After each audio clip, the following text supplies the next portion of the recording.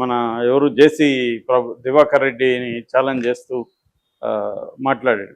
అంటే చాలామంది పోలీస్ అధికారులు ఎలాగంటే ఒక రాజకీయ నాయకుల్లాగా మాట్లాడతాం. నిజానికి చాలాసార్లు కోర్టులు వాళ్ళని మందలించాయి కానీ వాళ్ళలో మార్పు రాలేదు.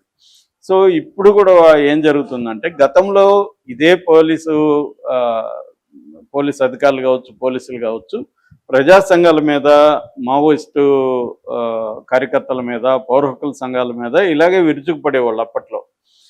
అవి పోయి ఇప్పుడు ఏమైందంటే ప్రతిపక్షాల మీద విరుచుకుపడడం అనేది మొదలైంది. అంటే అధికార పక్షము ఎవరి మీదైతే వెళ్ళి వాళ్ళని దాడులు చేయమనో, కొట్టమనో, చంపమనో చెప్తుందో వీళ్ళు అదే చేస్తారు. ఎందుకు?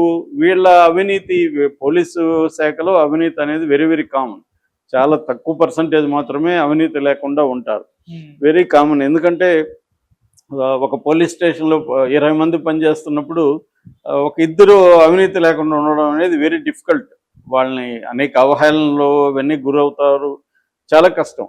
అందువల్ల పోలీసుల డిపార్ట్మెంట్లో అవినీతి లేకుండా ఉండడం వెరీ డిఫికల్ట్. సో వీళ్ళ అవినీతిని రాజకీయ నాయకులు పట్టించుకోకుండా ఉండాలంటే రాజకీయ నాయకులు చెప్పించేసిస్తే వీళ్ళ విషయాల్లోకి వాళ్ళు ఇంటర్ఫీర్ కారు.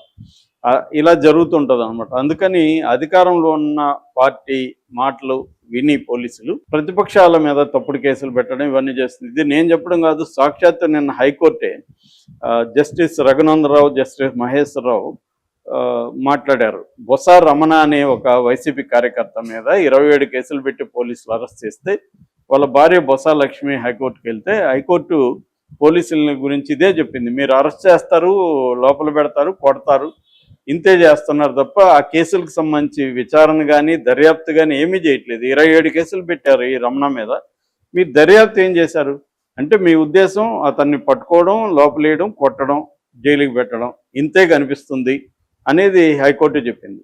అంతకుముందు కూడా చాలాసార్లు హైకోర్టు సీసీటీవీ ఫుటేజీలు మీరు తీసుకురండి, మాకు ప్రొడ్యూస్ చేయండి, ఎందుకంటే పోలీస్ స్టేషన్లో కొడుతున్నారనే మీ మీద ఆరోపణలు వస్తున్నాయి, ఏబిఎస్ కార్పస్ పిటిషన్లు, నెంబర్ ఆఫ్ పిటిషన్లు ఎక్కువ వస్తున్నాయి, సీసీటీవీ ఫుటేజ్ పెట్టండి అంటే ఇప్పటివరకు పెట్టట్లేదు. సో దాంతో హైకోర్టు చాలా తీవ్రంగానే మందలిస్తుంది ప్రభుత్వాన్ని.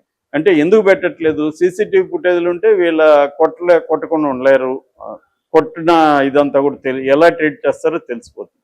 నిజానికి అన్ని డిపార్ట్మెంట్లలో కూడా ఇవాళ ట్రాన్స్పరెన్సీ పెరుగుతుంది, కానీ పోలీసు, రెవెన్యూ ఇలాంటి డిపార్ట్మెంట్లు ఇప్పటికి కూడా కరప్షన్ కావచ్చు, అవినీతి కావచ్చు, థర్డ్ డిగ్రీస్ ఉపయోగించడం కావచ్చు, ఇవే జరుగుతుంది. దాన్ని మనం పోలీసులను వ్యక్తిగతంగా నేను అనట్లేదు, సిస్టమ్ని మార్చాలి. సిస్టమ్ మారిస్తే వ్యక్తులు మారుతారు.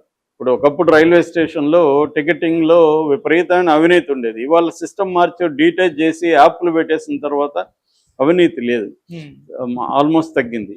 సో అలాగా సిస్టమ్స్ని నువ్వు ట్రాన్స్పరెన్సీని పెంచి సిస్టమ్స్ని మోడర్నైజ్ చేసి టెక్నాలజీని ఉపయోగించుకోగలిగితే పోలీస్ డిపార్ట్మెంట్ కూడా మారుతుంది. కానీ రెండోది ఏంటంటే ఎవరైనా అట్లా ఎక్స్ట్రా జ్యుడిషియల్ కిల్లింగ్స్ కావచ్చు, లాకప్ డెత్లు కావచ్చు, లేకపోతే వైలెన్స్ ఉపయోగించే వాళ్ళ మీద సివియర్ చర్యలు తీసుకోవాలి. కానీ అది తీసుకోరు వాళ్ళు. మహా అంటే ట్రాన్స్ఫర్ చేస్తారు, లేదంటే సస్పెండ్ చేస్తారు. ఆ సస్పెండ్ మళ్ళీ ఏమీ కాదు, సస్పెన్షన్ మళ్ళీ ఇది చేసి రీఇన్స్టాల్ చేసేస్తారు. నయం దీంట్లో ఎంతో 20-25 మందిని సస్పెండ్ చేశారు, మళ్ళీ 6 నెలలు 1 ఇయర్ తర్వాత వాళ్ళందరినీ రీఇన్స్టాల్ చేశారు.